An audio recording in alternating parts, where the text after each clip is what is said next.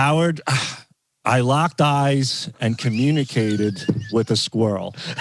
I know. That's why I don't want to talk about it. I don't want any laughter during that. I really want to take this seriously because I know you're serious. Go ahead. I am, and it really helps enlighten me. So I meditated in my chair. It was Saturday morning at 10 a.m., and I came out of my meditation, and on my deck, on the ledge of my deck, through my window, was a squirrel sitting there. But, Howard, his back was turned to me. And I thought that was odd because usually squirrels, they run around, they dart around like the Tasmanian devil. Very odd to see a squirrel with his back to you. Right. Go ahead. Well, just sitting there without moving. Right. So I slowly approached the window, and I peered into the window, and he was about 4 feet away from me. And the squirrel, Howard, slowly turned around. Go ahead. Slowly. And looked right at me in my eyes. Right. And I looked at this, and I looked at the squirrel back.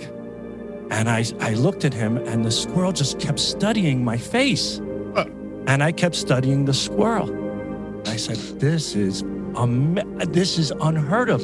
The squirrel was communicating with me. He was showing me that nature is important, that this is a message from the universe, that all creatures are important, and that the impossible is possible. A squirrel would never stop and be fixated. He would the squirrel waited for me. His back was turned. He slowly turned, and he looked at me right in the eye, and we were locked eyes for 1 minute straight. And it was one of the most beautiful experiences of my life.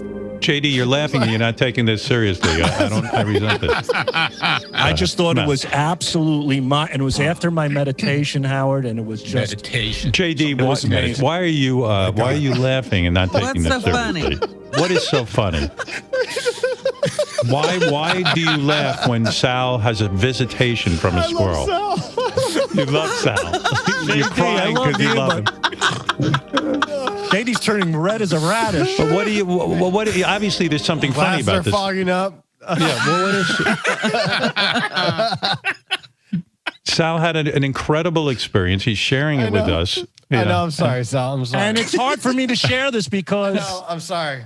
Because of guys like JD. Beautiful moment for Sal. And listen I know. I apologize. Sal, I don't mean to belittle what you've just said, but the idea of a squirrel turning around and looking at you doesn't seem all that unusual. I've had that experience a million times, and I didn't give it a moment's thought. No, but Howard, it was a quiet, almost like moment of enlightenment. The squirrel slowly turned and was fixated on me. Right. Usually, when I pass my window, all the birds, fly away. The squirrels dart. This one was locked. He was. And what do you think the squirrel was saying? That nature is that was communication. Right. Yeah. The squirrel was saying, "Hey, we're all in this together. There's beauty in everything." Like the squirrel was saying that I can communicate with you. We can the plants, the birds, the butterflies. So, are you eating meat now? Are you going to stop eating animals? I still am. Yes, I still. So you learn nothing from this. I can't give up a meatball parmesan hero. I'm still confused over who had the moment of enlightenment, Sal or the squirrel.